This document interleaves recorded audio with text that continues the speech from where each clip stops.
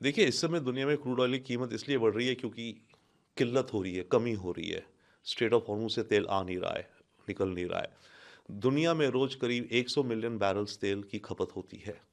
भारत हम करीब 5 million barrel हर रोज़ import करते हैं।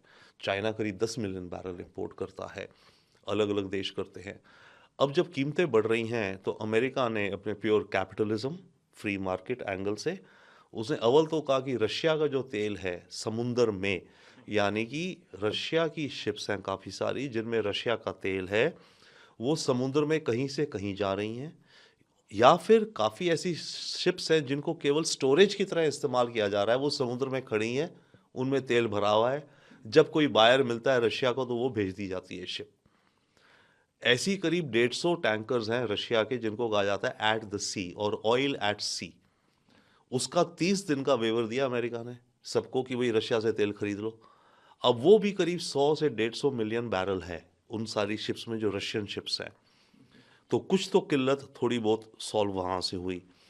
अब जब मामला और सीरियस और प्राइस प्रेशर दिखा तो अमेरिका ने अब ये अनाउंस कर दिया कि ईरान की भी काफ़ी सारी शिप्स हैं जिनमें तेल भरे हुए हैं, या तो वो किसी डेस्टिनेशन में जा रही हैं या वो भी समुंदर में खड़ी हैं ऑयल को स्टोर करके, और जब उन्हें बायर मिलता है वो फिर उस तरफ चल देती हैं। तो ईरान का भी इस तरह से जिसे कहा जाता है ऑयल एट सी और ऑयल एट वाटर करीब 150 मिलियन बैरल है।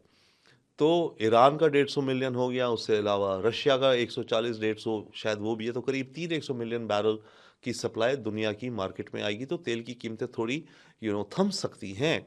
बट बात यह कि ये दोनों तो 30-30 दिन के एग्जम्पशंस हैं। ये जंग अगर लंबी चलती रही तो कीमतों को बढ़ना ही होगा, क्योंकि इन 30 दिन में मानो ईरान ने अपने 140 मिलियन बेच भी दिए, अब प्रोडक्शन भी तो नहीं हो रही। ईरान की इन्होंने प्रोडक्शन को बर्बाद कर रहे हैं। तो ईरान का नया तेल मार्केट में क्या क्या आएगा, कम आएगा। वहाँ रशिया की, ठीक है, वो 150 मिलियन को आपने बिकवा दिया, बट उसके आगे अगर आप रशिया को और बिकवा रहे हो तो फिर हो रहा है कि रशिया तो पैसा लेके यूक्रेन युद्ध में जा रहा है। तो अमेरिका अजीब और गरीब कैलकुलस कर रहा है तेल को लेकर के। देखिए, स्ट्रेट्स ऑफ हॉर्मुज जो है ये करीब 30 किलोमीटर का समुंदर है विड्थ में, जो कि पर्शियन गल्फ के जितने देश हैं उनका सारा का सारा तेल यहाँ से आता है। राइट। अब क्योंकि युद्ध चल रहा है तो पर्शियन गल्फ को ब्लॉक कर दिया है ईरान ने अपने युद्ध के हिसाब से, और प्रेशर पॉइंट बनाने के लिए अमेरिका के ऊपर, दुनिया के ऊपर। तो शुरुआत में तो ईरान ने कहा कि वो किसी भी टैंकर को नहीं जाने देगा। टैंकर ऑयल भरा हो जिसमें, या एलएनजी गैस हो, या कोई कार्गो हो, नहीं जाने देगा। परंतु फिर कुछ दिनों बाद जब प्रेशर आया अलग अलग देशों से, तो ईरान ने सबसे पहले भारत और चाइना को एग्जेम्पशन दे दी कि ठीक है आप अपने टैंकर ले जाइए। हमारी डिप्लोमेसी ने काफ़ी मेहनत करी, मिनिस्टर जयशंकर ने। तो भारत के अभी जैसे कुछ दिन पहले 2 एलपीजी टैंकर आए, एक एक एलपीजी टैंकर में करीब 40,000 टन एलपीजी थी।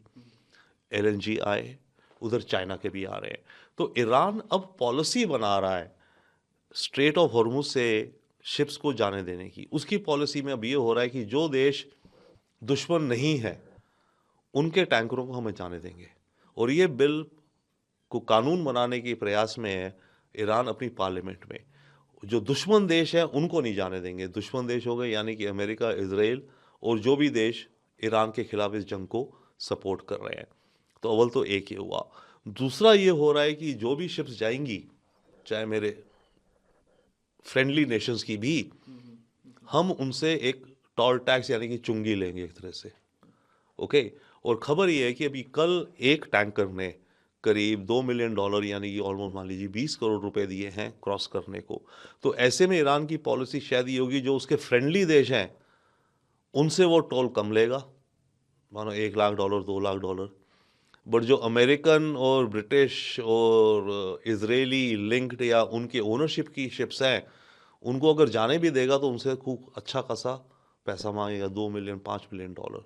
तो ये फिलहाल ईरान की पॉलिसी, अगर हम कहें स्ट्रैटेजी बनती दिखती है। देखिए, बासित साहब की जो स्टेटमेंट है मुझे तो बिल्कुल ही वाहियात किस्म की लगती है। Pardon the word, right. इसका कोई बेसिस नहीं है। ये तो वैसे दिखता है कि कोई इंसान अपने को खबरों में रखने के लिए सेंसेशनल और कंट्रोवर्शियल बातें बोले।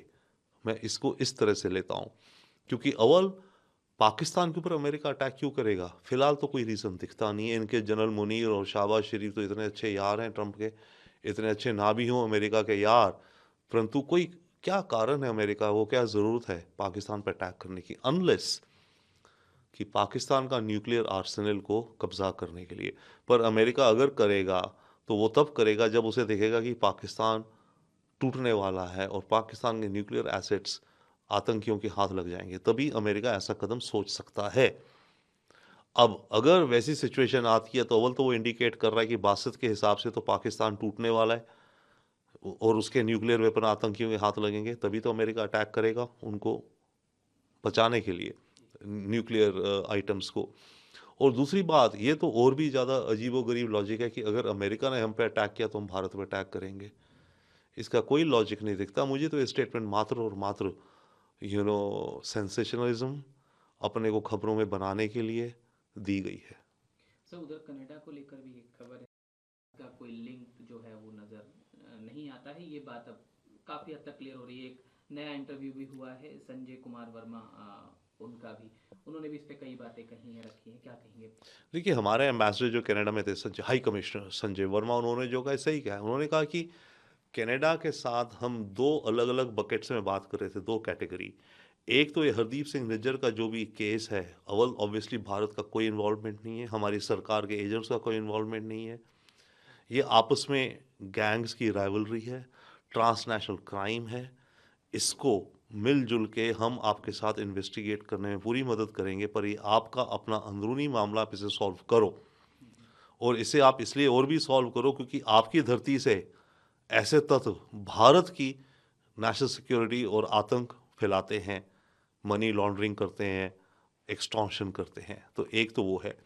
दूसरा बकेट, दूसरा ट्रैक ये है कि ये अच्छी बात है कि कनाडा अब खुद अपने देश के अंदर अपनी लॉ एंड ऑर्डर पे फोकस करे।